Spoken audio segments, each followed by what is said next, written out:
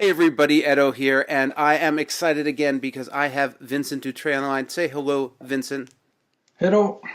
If you're not familiar with Vincent, he is an incredible artist who has done board games.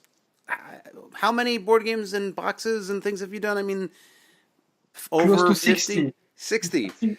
Close to That's 60 now. that is a lot of game. He's prolific, and most recently, we've been working together. Actually, we've been working together for the last year on the 100 Torii, which is coming to Kickstarter May 21st, and we've had this journey together working on the product, and we're going to talk a little bit about that process briefly, but what we're really here to talk about is Kickstarters, right? Because we've been working on one of the incredible things about Vincent, if you didn't know it, is he did the illustration, the graphic design, and he's helping with all the Kickstarter work. So but in the process of setting up our page and working through it, we've been looking at other campaigns, um, and both feel like we have a few things that we can add to the conversation to help other people um, make great Kickstarters, right? And great games. Mm. Um, is that does that still work for you, Vincent? Yes, yes, yes, it's okay. With pleasure. Um, awesome. So to start, let's just talk about Tori for a second. Um, from the get go, I mean, we knew the space that we were going to be in, and I'm just pulling out some art and components for the actual game, which is this is your cover. When you're starting a game, just in general, when you're thinking about, I mean, we knew we were going to be based in Japan, Japan, the Edo period. But can you talk about your process around getting into drawing or illustrating, painting these? I guess you draw these characters and the worlds. Yes, yes, first I will do a lot of researches to find good documentation, references about mood, atmosphere, and clothes and faces of character, many things. Because I have a style, how can I say, I think it's not realistic, but maybe credible. Credible. Yeah, yeah. Credible. Not realistic, but credible, because it's not like a documentary. It's in between fiction and documentary. Right. And for Tori, it's uh, ancient time, not so far, not so close. So I can have some large liberty to work on the game. But because it's Japan with history, with a culture, I need to do more research to be more accurate. I think so. On this kind of game. Mm. I actually think this is worth talking about for a brief moment because this was an interesting and incredible part of the process of working with you and for both Scott and I. So the initial prototype for Tori was not this, well, as you described, credible look, right? Like it was some photographs and some icons, and it was very simple. And that's fine because a prototype is about making a fantastic game, right? So Scott did this great job there. But as Vincent brought the game to life, right, as you created the characters, suddenly it went from this sort of abstract game about Japan to this visceral, very articulate game about. I don't know what the art word for articulate is. I mean, articulate sort of language, but maybe it works. Articulate articulate version. And as we progressed, suddenly it was like, whoa, whoa, whoa. We need to make sure that this is really uh, historical and culturally appropriate. We want to make sure that we engage with experts in Japan and Japanese people. And so we actually ended up doing. We were pretty far along. I mean, you've been a good sport, but we were pretty far along.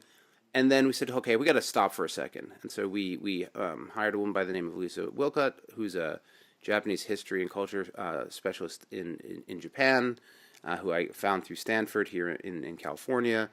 And she did a top to bottom review, and it was incredible. I know Vincent, you had started with reference and materials, but she was like meticulous in like here are the photos, here's the content, and by the way, this is how that moves, and you'd never have that hanging off to the left, it would hang off to the right, and like Uh, all of these details about and feedback on the art and on the other content of the game.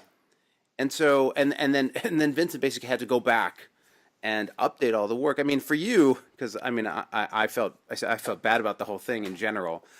no, Um, it's but okay. It's okay. yeah, what I mean, for doing a game like this, what was it like to you to go from sort of your usual level of research to this specialist level of research? Yeah, I think it's very, very important because on my side, I try to go as far as possible, but I cannot go as far as Lisa. So I think many, maybe most of publisher sometimes didn't understand that it's very important. Ah, okay, it's a game about Indian. Okay, draw Indians like this. Oh, about Japan, draw Japan.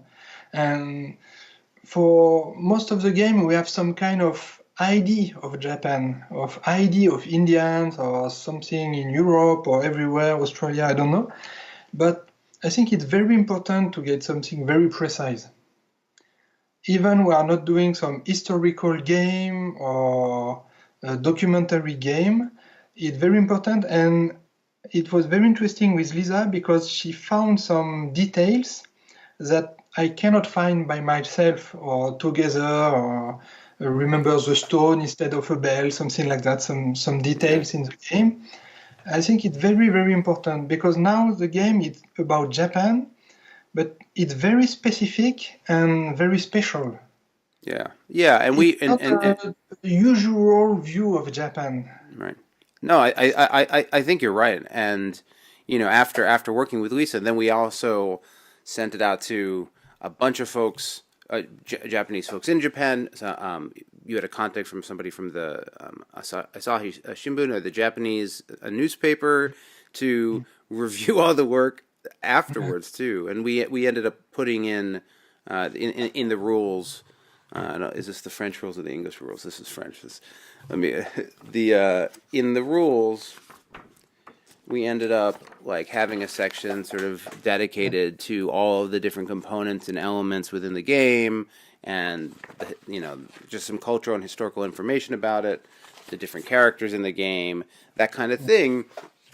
Um, Partly And because we even for how can I say, even for non-Japanese people, it's very important oh yeah, because oh your yeah, your sure, eyes, your mind, you can see something different and credible and real. yeah, Even it's illustration, it's art like this. It's real. You can live the game, and you don't have the feeling to be in some common Japan common mood or yeah, classic or yeah. repeated again and again. Ah, another game about Japan. No, this one is very specific about garden and Torii and some items. Like that.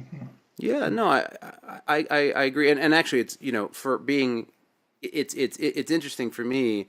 I was actually, it came together differently than expected, but I was actually a Japanese major in college. That's like what I studied.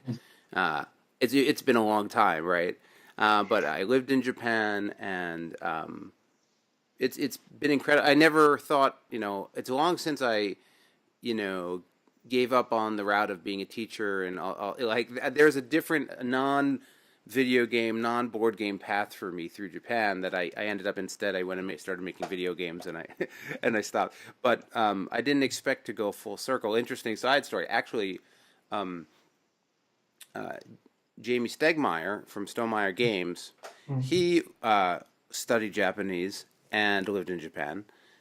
And we lived in Japan at the same time in the same immersion program. Mm. So, like, whatever it was, 15, 18 years ago, we were hanging out. Neither of us had done anything. His first game, I'm sorry, this is a random story, but his first game that he made as his, like, thesis for that program was a board game about the tale of Genji, which is this classic, gigantic, 1,000-page, novel, like in Japan. Anyway, so, But that was the first. So the art is incredible. I think you did a fantastic job. We have, we're sharing it more and more as we're prepping for the Kickstarter, and that's cool. I mean, super excited about this game, and Scott Caputo did an incredible design. The other thing that we've been working on, which is what I wanted to dive into in this conversation, is Kickstarters. And we've been working on building out the Kickstarter page. And as we've done it, we're seeing, looking at games on the market, what's being successful, what isn't, obviously previous games that I've done. And, I think you said it well earlier when we were talking about, and you said something like, how to sell a dream, not a box, or Yeah, how, right. Not an object. yeah, it's not about selling a box, it's about selling a dream. Can you, I mean, I know what you mean, but can you speak to what you're trying to say with that? I think with art and even the structure of the page, how to present the game, it's important to help the backers, potential backers, to immerse in the game. And for example, I think it's very important to show some view on the game on the table. 3D view or peek like that. Because I think the first question of the backer when he will arrive on the page is, I buy it or not? Just one question. Not, where are the rules? I don't understand. Or maybe I like or I don't like. Only one question. And I thought a lot about that because I know many designers. And I know one designer is working on very simple game, sometimes for kids, or very, very simple with some very strong concept. And his prototype sometimes was weak, clearly weak, were weak. And I heard some publishers, they say to him, okay, concept is very interesting, please come back in 6 months with a better prototype. But 6 months after, another game, so they changed their mind.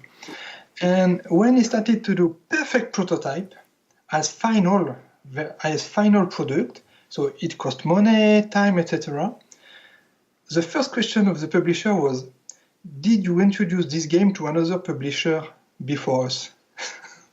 That's all. Yeah. So, yes. yeah. And I mean, we could talk about prototypes too, but I've found that, it's important to remember that when people play a game, they aren't just playing the mechanics. I've always thought of it, but games are an experience. It's an experience of opening the box. It's an experience of looking at the pieces and setting it up. It's an experience of understanding the rules. It's an experience of how you play, how quickly you can play, and how many times you play after that and closing it out.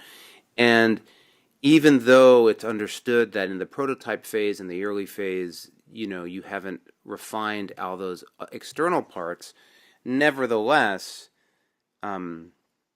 people,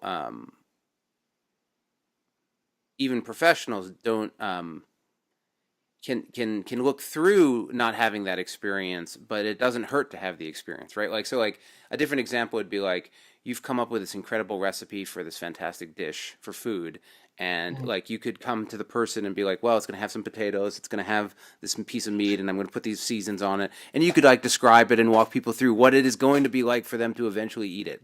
And maybe they can taste the potato and taste the meat and say, oh, this is going to be a great thing when you put it all together.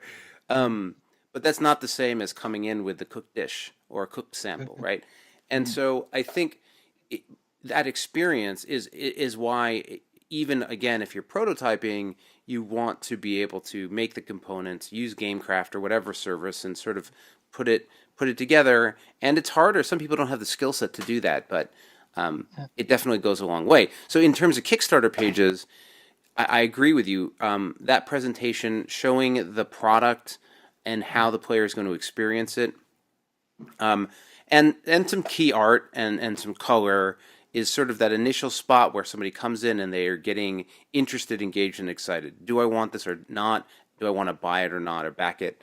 And that initial key piece is really important. I find sometimes uh, people will, I mean, depends on either uh, just be tons of text and then components, but like separated out components, right? Like, like here's what's in the box as opposed to the experience.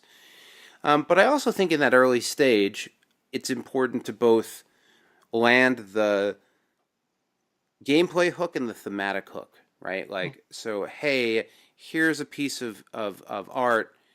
What what is the type of fun? What is the aesthetic, the experience I'm going to draw from this by playing it, which isn't usually like you take 3 turns and you roll a die and you put move, Yes.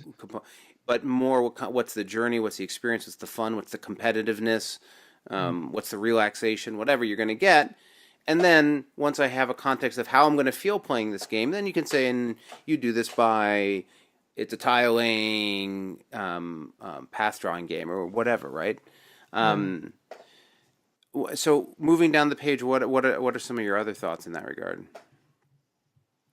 Yes, yes, it's very important because player they will live something, so they need to project themselves in the game. So in French we have some expression I can translate like one image is better than 1,000 words. I've heard that expression in English. How do you say it in You French? have similar, so it's very important to get something very appealing on the first view. And now, people take their phone and just do like that. Right. So this is terrible, too fast. So you need to have something very important, good presentation, strong visual impact. So also in details, maybe most of people now, there are so many games, so many Kickstarter everywhere. Maybe they will read news on very small screen, and maybe in transportation or at work, while they are working, they are looking on something. So maybe they need to read and to see, not to watch or listen. So I think it's very important that in 2 or 3 moves, you can get a nice overview of the game. And for us, for the creator, designer, artist, I think it's important also to respect our work because we worked hard. It's the same feeling when NASA or launch something in the air. It's like it's 10, 9, 8, and you work very hard.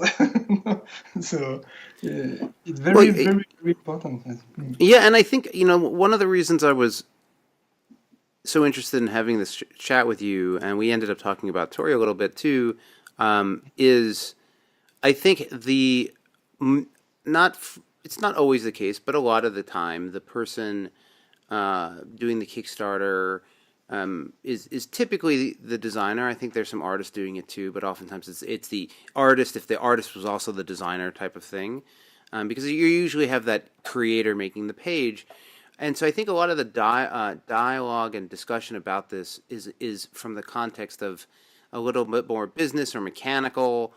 And I think it is important to talk about the emotional impact and vibe and sort of experience of the page, making it memorable, and something you want to share. You were talking about that speed of scrolling.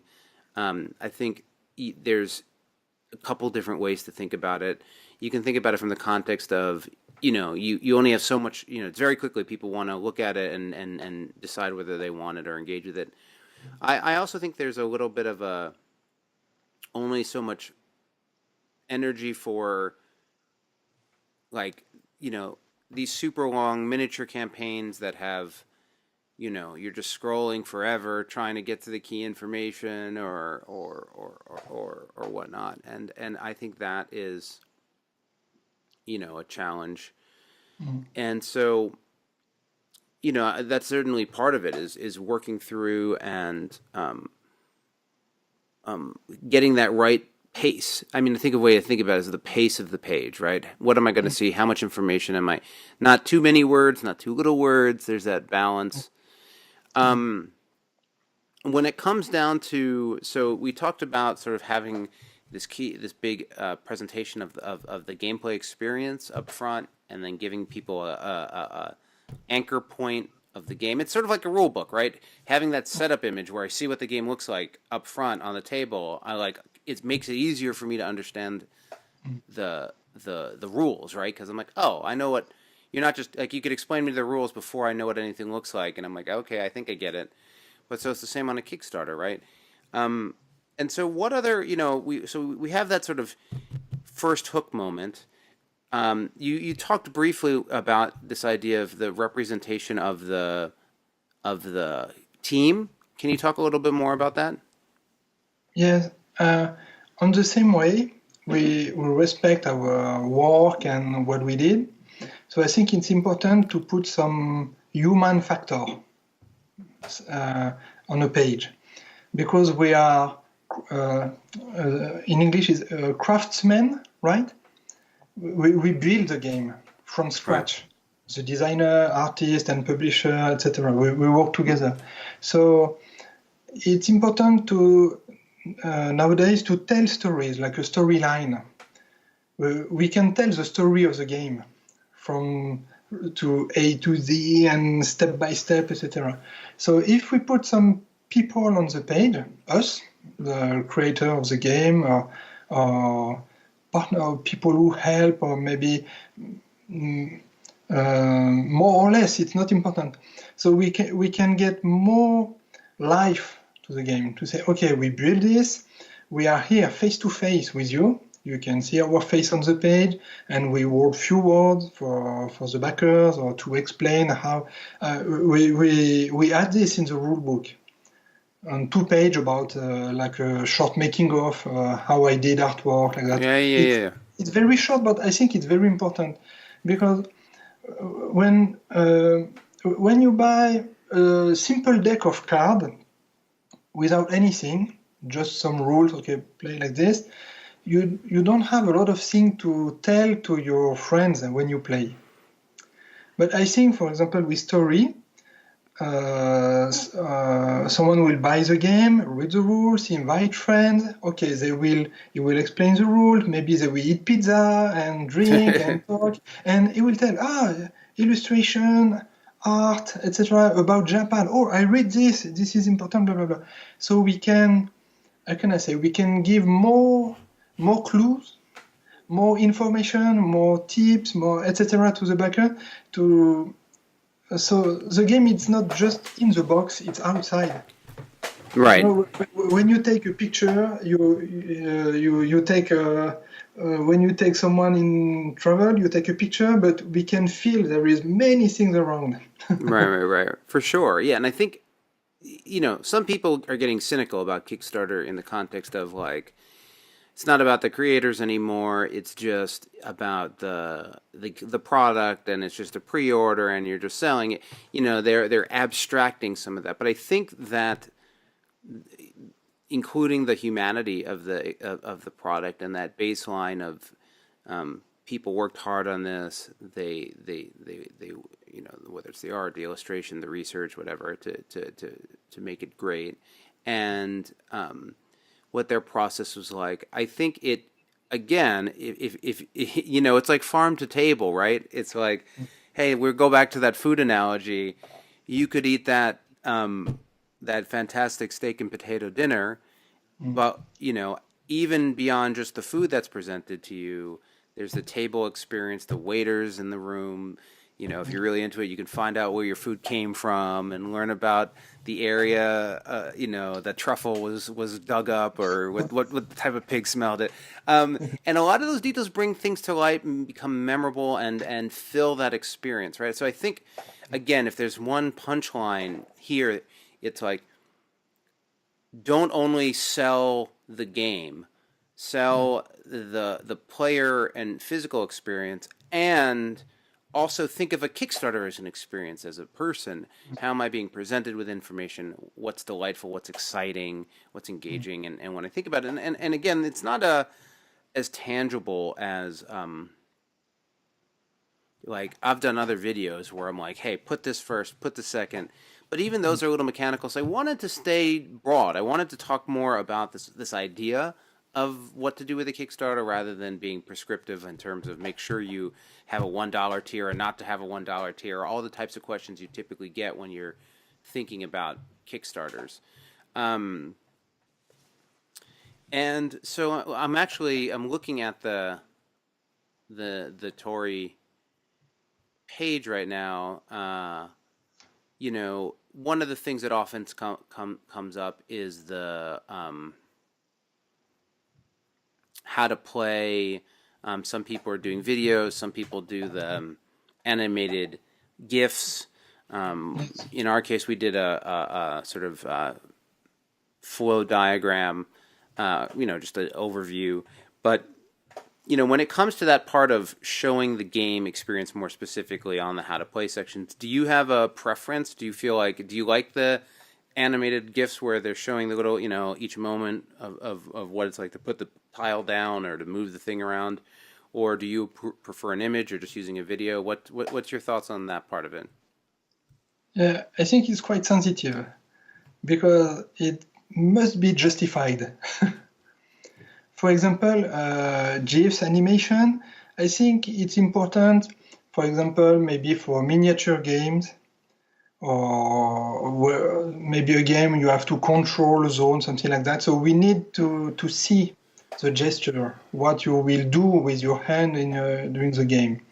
But for some other game, maybe it's not necessary because it's maybe game mechanism is quite straight and simple, no offense or like that, but simple, straight. So maybe just text with image is okay. Just reread, okay, I understand, I like, I don't like, I choose to buy or not. Poof. But because sometimes we can see some Kickstarter page and it's like a champagne. Everything is cling cling like a Christmas tree, and usually we can feel something is hidden here. Yeah. Maybe gameplay or rules are not so good, and they try to like hypnotize something like that. So I think it's a lot of invisible work. Sure. All we Invisible are work's a good way. Yeah, there's a putting together a Kickstarter page for us, is it was not invisible. For yeah, our wife and kids, it's not invisible. But for backers, it's invisible, and it's very, very important. And for a game like a Torii, or I did other game um, with not a lot of components, not a lot of art like this. We have something very straight, very clear and clean. I think it's very difficult to get the right tone, right tune. It's very, very fine. And yeah, it's very, very interesting to work on this kind of game. So, yes. yeah, and I think having to speak to that sort of the champagne Christmas tree. That's good. That's a good analogy. Um, Maybe it's a Christmas tree covered in champagne. But thinking about, I mean, again, that sort of information explosion, but also um, thinking about your tones and the color mood of of the pages, how you're blending. You're doing a series of banners, you're doing a series of images, but making sure that they all flow together. And when and this is just one of those places. This is I didn't realize we are going to be talking about prototypes, but when you are working on something, seeing it, tasting it, if you're making that steak dinner, you want to taste the food as you cook it. I think that's a big part of it. So I know in doing the Kickstarter page together on Torii, which we're putting the final touches on, and we'll share soon. Getting there was a number of pieces where at first you were working abstract, like, hey, here's the list of all the things we need, and you were just sending the components because I was the one putting it on the page. But as we laid it out, as we laid out the order, you'd say, oh, the color of this one's really is maybe too red because if you look at the flow here, it's really popping, or this isn't transitioning well, or once we saw it as the story of the page, you could start saying like, this is taking my attention, but I want to look over here. Maybe this is to the left or the right. Or a good example, I think maybe was initially with the hook we have for the solo mode. I might be remembering incorrectly, but it just sort of was the title, but it's enough of its own experience that we wanted to capture the character who is involved with it and the component that you, because we made a solo mode has its own unique component within the game. Sort of this solo board that you play with. And even a nice job making the back really pretty. But I think that process of you, and thank you for being available, but being able to work on it as it came together, I think was really helpful in blending it, if you will.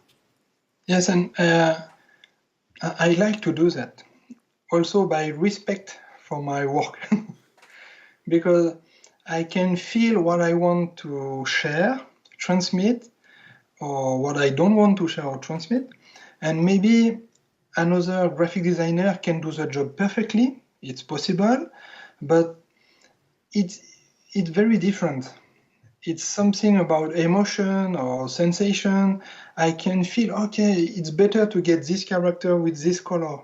For me, it's quite natural because I paint my character. Because you made them all in the first place, right? So, yeah. So, I think if artists can do this, it's better. Because they will not have... You are pretty special. I'll just, like I haven't But worked I with like a lot. to control. Yeah. Having worked with a lot of different artists over the years, not every artist would say, "Hey, I did all the illustrations. Now can I do your Kickstarter page layout?" So just to be fair to people watching, but I think you get a lot out of it. I remember there was the gigantic museum campaign. Yeah. There was so much art in that game. It was, and everything that was getting unlocked. I was like, this is so much work. I think when you were still working on stretch goals when we started on Torii. You were like, yeah, I'm sorry, I'm busy. I have 15 more stretch goals I have to do.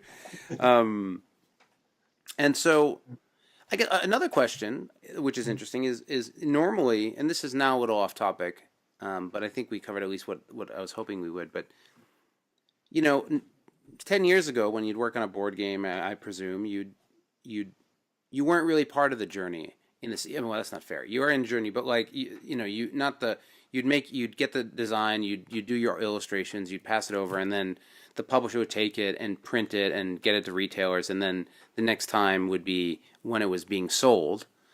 But with Kickstarter, on these projects as an artist where you are involved, you're participating in the effectively the marketing and the selling of the product and the sort of this connection point with the backers. As an artist, how's that been for you? What do you think of the difference between working on a game where you're sitting there and you're doing the Kickstarter material and stuff like that versus a more traditional model where you were provided a brief, you did the art for the thing, and I think to do the game it's quite similar, but yes, the final step is very different because on Kickstarter it's something. It's alive. Kickstarter is alive during 3 weeks or 1 month or 2 weeks. Things will move, and maybe we will have to review things or change or not. Or it's very, very different because when I work on a game for retail, we can say like this with traditional way, maybe. When it's done, and the game is printed and if there is some mistakes or maybe or not even mistakes, maybe after we can see we were not sure about that, and okay, we were wrong, or no, it's okay, we are not sure. But with Kickstarter we have some kind of the timing is different. There is some kind of floating time period that it's possible to change, adjust, refine.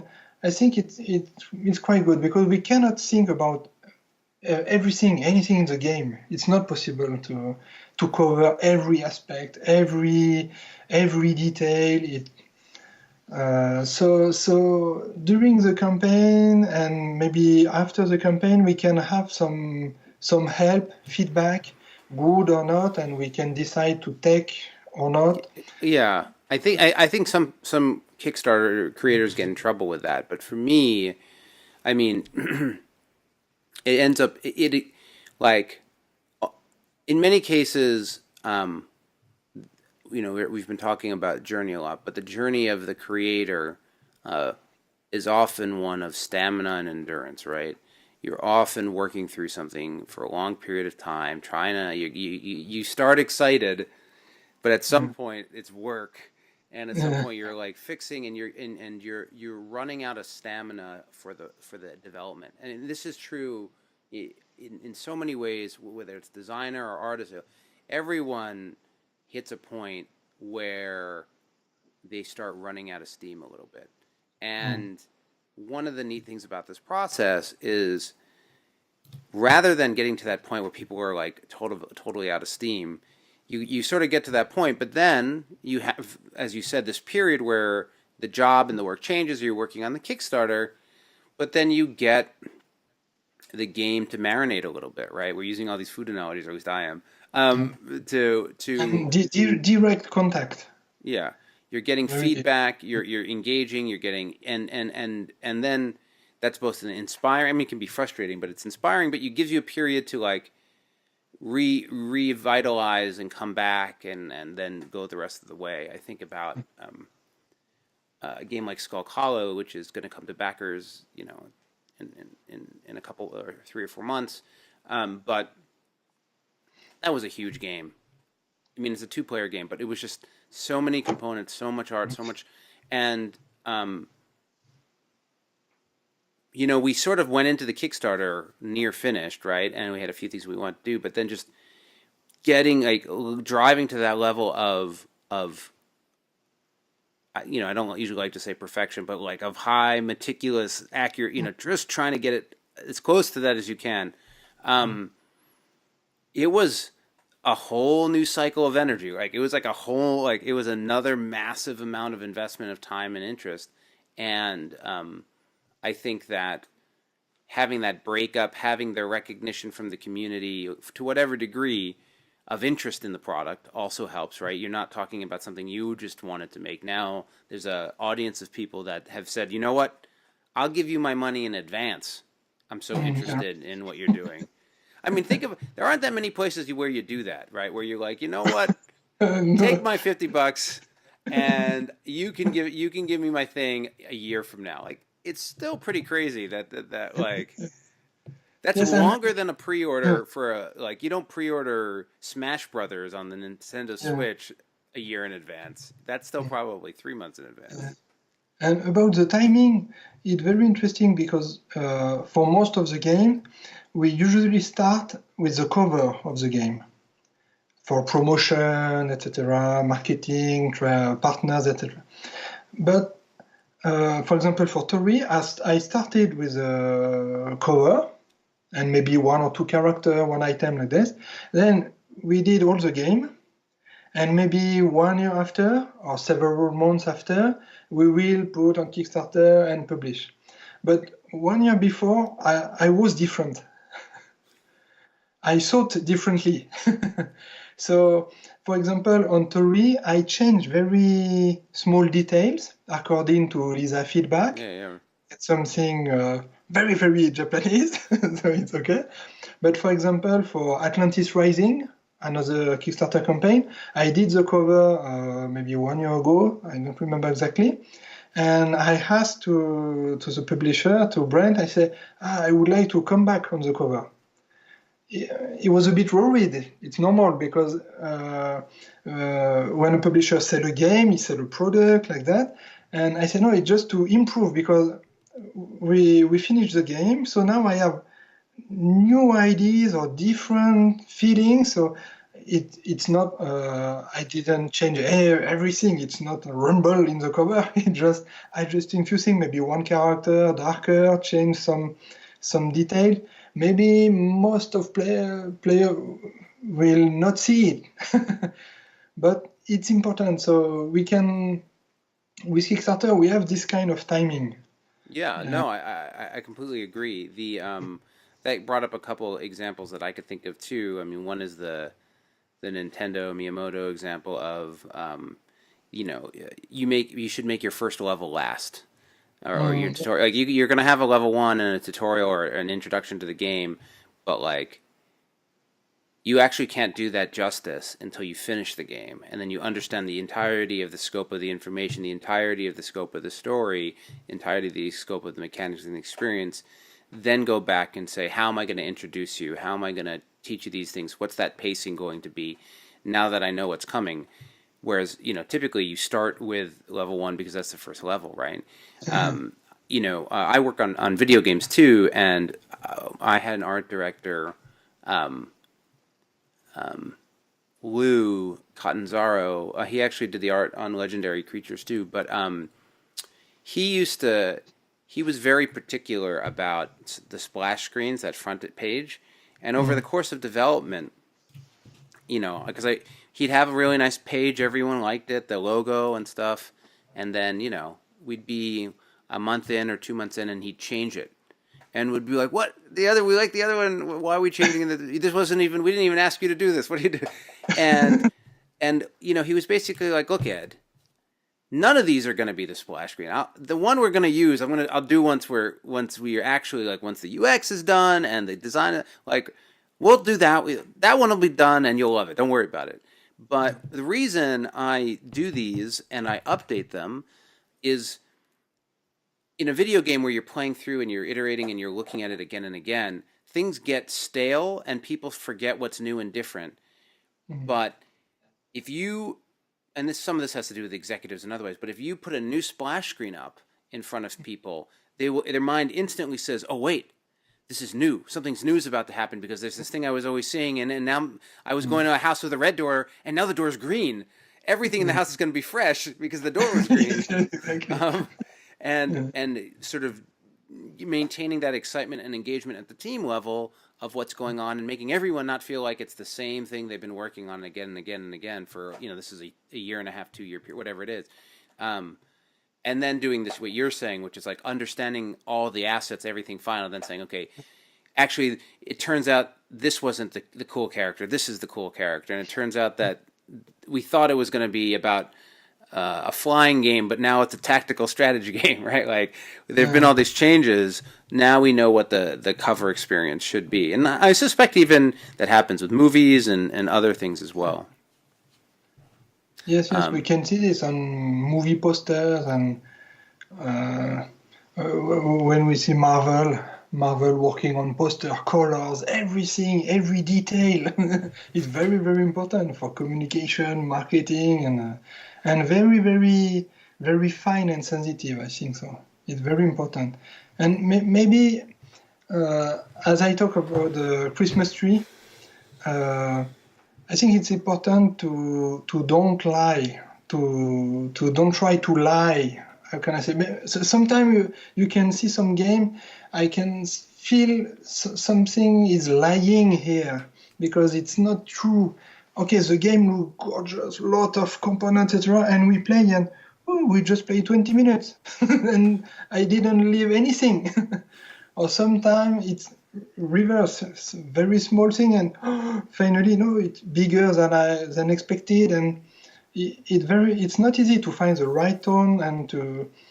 yeah, Uh, no, it's tough. for example, when you see Azul, a game as Azul, when you see the cover, you can guess how long, what I Sure. will do. I think it's perfect marketing cover or something like that. So. Yeah, getting Mhm. that balance is right, and it's hard. I mean, it's not like I always get it right.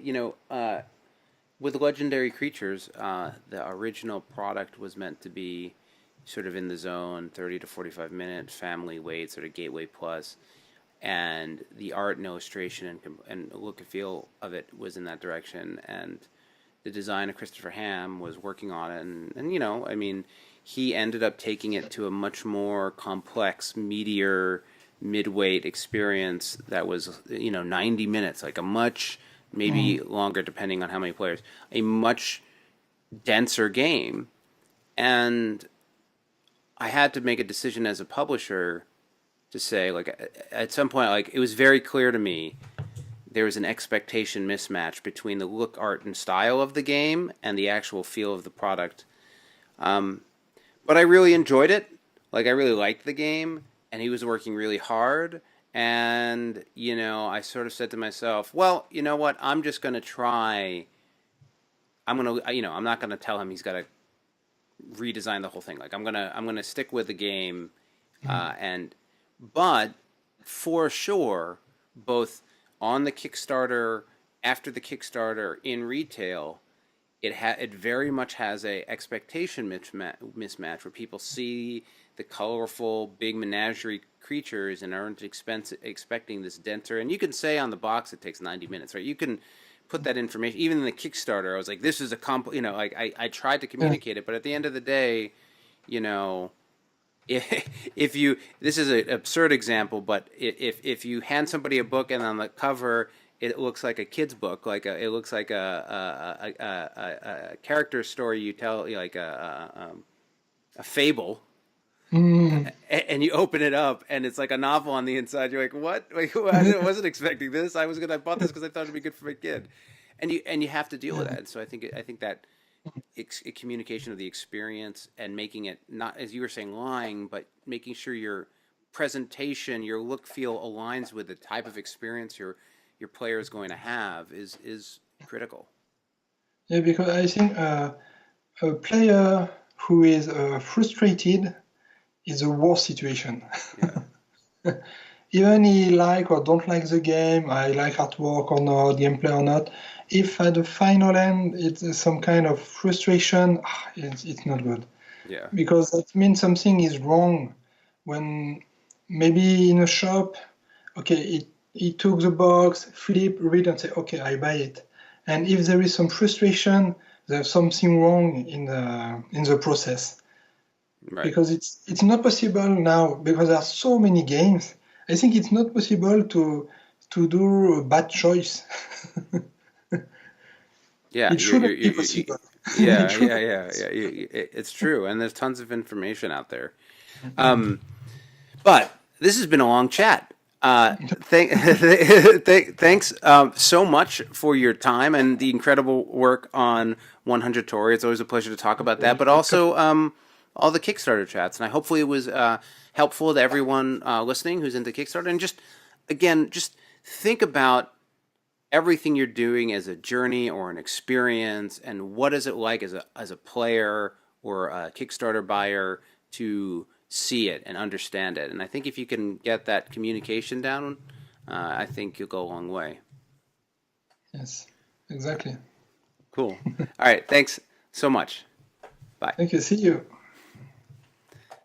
Hey everybody, Edo here, and thanks for watching Gaming with Edo. Reviews over here on this playlist, League and Insider videos over here on this one. Subscribe, share, all that good stuff. But most importantly, play some great games. Thanks.